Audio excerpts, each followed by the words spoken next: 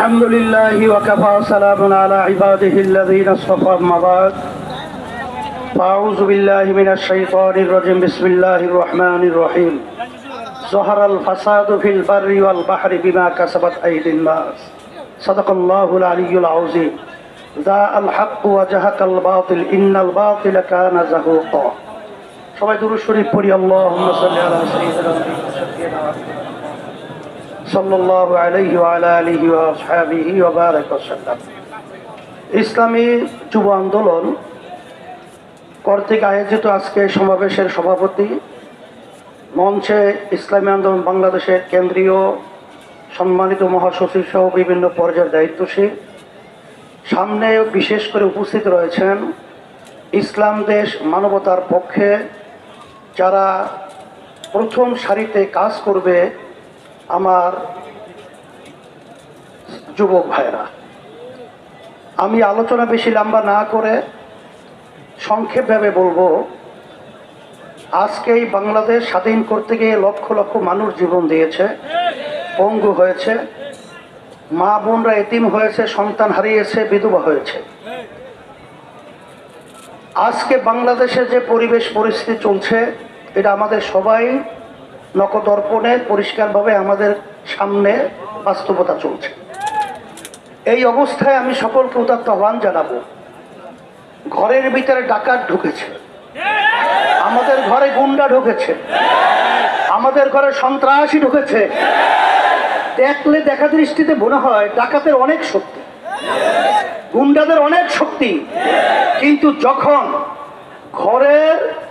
যখন যারা নাকি মালিক থাকে, যখন তারা শব্দ করে কেড়ে, তখন কিন্তু গুন্ডা পালাবার জায়গাও আসলে তালাশ করে পায়। ওরা আমাদেরকে ভয় দেখাচ্ছে, আমাদের ইতিহাস জানা আছে। ফিরাউনের ইতিহাস আমরা ভুলি নাই, সাদ্দাতের ইতিহাস আমরা ভুলি নাই, নমরুদের ইতিহাস আমরা ভুলি নাই। আজকে আমাদের ভাইদেরকে, আমাদের মা বোনদেরকে এরকম ভাবে ঠান্ডা মাথায় পাখির মতো গুলি করে হত্যা করবে, আর আমরা ঘরের মালিকরা বসে বসে দেখবো কখনো হতে পারে না।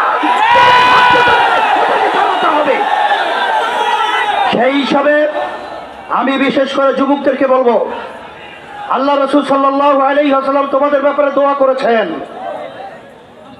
আর তখন বুড়ারা বিরোধিতা করেছিল ইসলাম ন্যায়ের বিরুদ্ধে।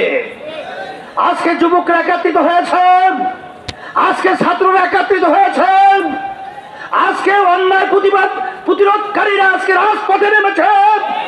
আজকে যদি আমরা একটা শব্দ আওয়াজ করতে পারি, নারায়ে তাকবীর ধরিতে অন্যায় চলবিত হয়, আমি সকলকে আহ্বান জানাবো। শোনো, আজকে আমাদের দেশটা কোন পর্যায়ে চলে গেছে।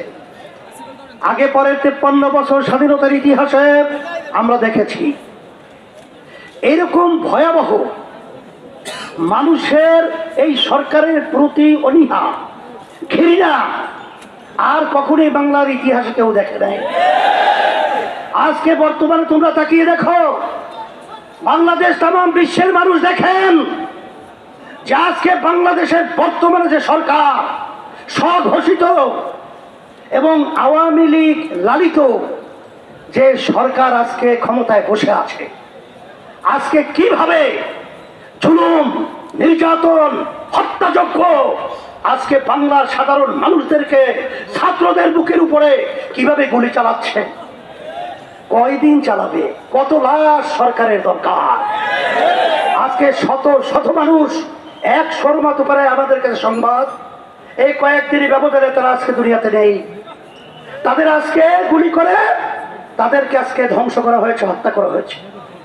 এই কোন হত্যার প্রতিবাদে ইসলামী আন্দোলন বাংলাদেশ আমরা কখনোই ঘরে বসে থাকতে পারি না।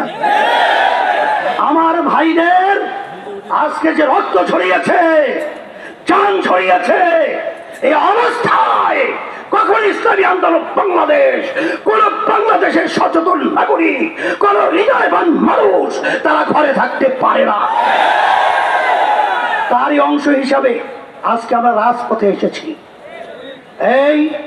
সেই সুবাদে আমি সকল শ্রেণী, সকল পেশাজীবী, সকল বুদ্ধিজীবী, সকল চাকরিজীবী, সকলের প্রতি সমস্ত ওলামায়ে কেরাম, সমস্ত তালেবে ইলম, সমস্ত সচেতন নাগরিক, সমস্ত সাংবাদিক, প্রশাসন সহ সবাইকে বলবো, আসেন আমরা সবাই একত্রিত হয়ে অন্যায়ের প্রতিবাদে এবং যারা নাকি হত্যাকারী, হত্যাযজ্ঞ যারা চালিয়েছে ওদের বিরুদ্ধে যে অবস্থান তৈরি করতে পারি, অন্যায় আমাদের প্রতিবাদে এই ন্যায়ের রক্তের সাগরে অন্যায় ভেসে যাবে ইনশাআল্লাহ।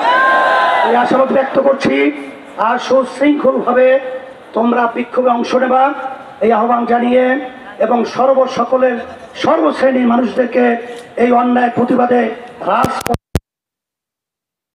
এর প্রতিবাদে আসার আমি দাওয়াত জানিয়ে এবং পুলিশ যে বিশেষ করে আজকে বিএনপি সহ বিএনপি প্রোগ্রামেতে তাদের মৌলিক অধিকারকে যে তারা নিষেধ করেছে, এটাও সম্পূর্ণভাবে একটা অবৈধ সাংবিধানিক জুলুম করেছে। এটাও এই অন্যায় বিরোধিতা এবং প্রতিবাদ আমরা করছি। আল্লাহুম্মা আমিন।